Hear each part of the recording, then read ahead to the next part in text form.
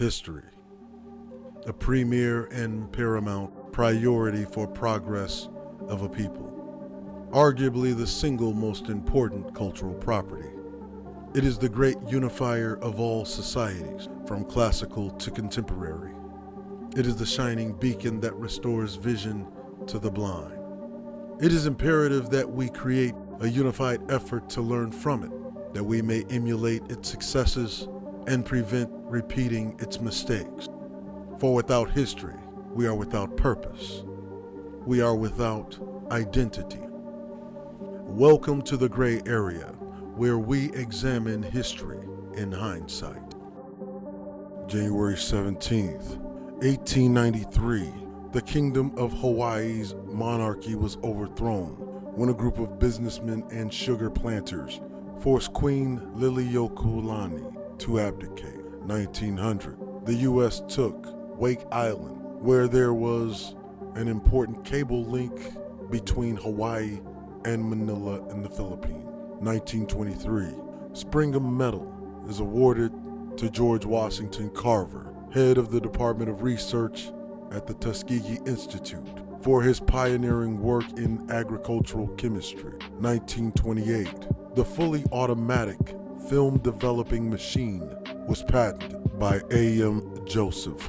1942, arguably the greatest heavyweight champion boxer, Muhammad Ali, is born. 1959, Senegal and the French Sudan joined to form the federal state of Mali. 1961, in his farewell speech, U.S. President Eisenhower warned against the rise of the military-industrial complex. 1978, Dr. Ronald McNair is selected for a space mission from one of 35 applicants from a pool of approximately 10,000 or more for the NASA astronaut program. He flew the STS-41B aboard Challenger as a mission specialist, becoming the second African American to go to space. 1997, Israel gave over 80% of Hebron to Palestine rule, but held the remaining 20% where several hundred Jewish settlers lived among 20,000 Palestinians. 2000, British pharmaceutical companies Glaxo Wellcome plc and SmithKline Beecham plc agreed to a merger that created the world's largest drug maker, GlaxoSmithKline. 2002, it was announced that Microsoft had signed a joint venture agreement to produce software with two partners in China. The two partners were Beijing Centergate Technologies and the Stone Group. However, rewinding all back to 1934, Ferdinand Porsche, an Austrian-German automotive engineer and founder of the Porsche car company, is best known for creating the first gasoline-electric hybrid vehicle, the Lohner Porsche, the Volkswagen Beetle, the Mercedes-Benz SSK, and several other important developments in Porsche automobiles. He was also a major contributor to the German war effort during World War II. Porsche was involved in the production of advanced tanks, such as the VK4501P, the Tiger I, the Tiger II, the Elephant, and the Panzer III Maus, as well as other weapon systems, including the V-1 flying bomb. Porsche was a member of the Nazi Party and was called the Great German Engineer by Nazi officials. In the 1930s of Germany, only 1 in 50 Germans actually had cars. It was considered an uber luxury. In 1932, Adolf Hitler had grand aspirations of making cars affordable to all Germans, ordering the production of a basic vehicle capable of transporting 2 adults and 3 children at a sustained 100 kilometers per hour, or 62 miles per hour.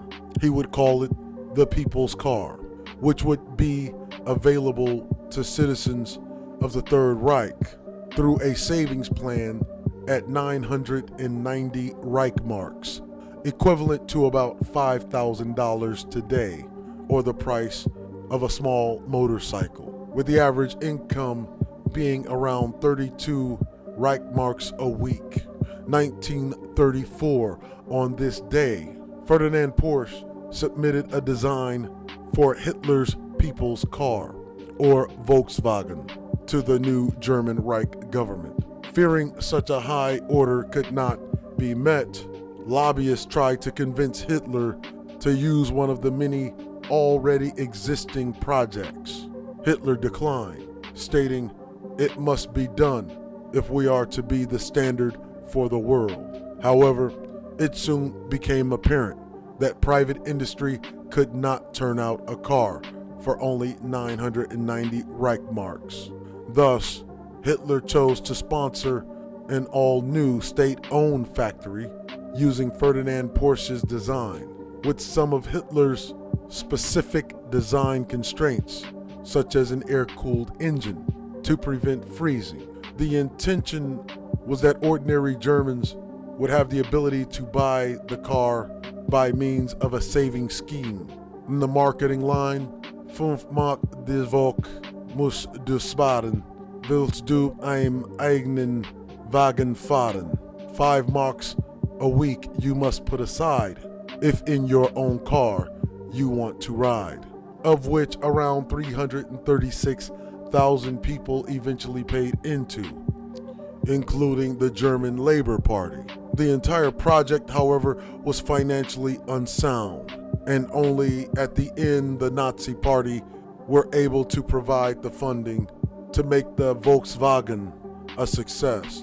But the marketing campaign was so successful that it lasted beyond the end of World War II and beyond. It became so popular the world over. The entire world was enthused about the car that it would gain the reputation as the car that rebuilt Germany and become known as the most iconic car of modern automotive history, though with a dark and unfortunate history. You see, history, much like time, waits for no man. It is ultimately up to us to decide whether we choose to make it or be the reason we repeat it. However, no matter what side of it that you stand on, you can only learn from it by looking at history in hindsight.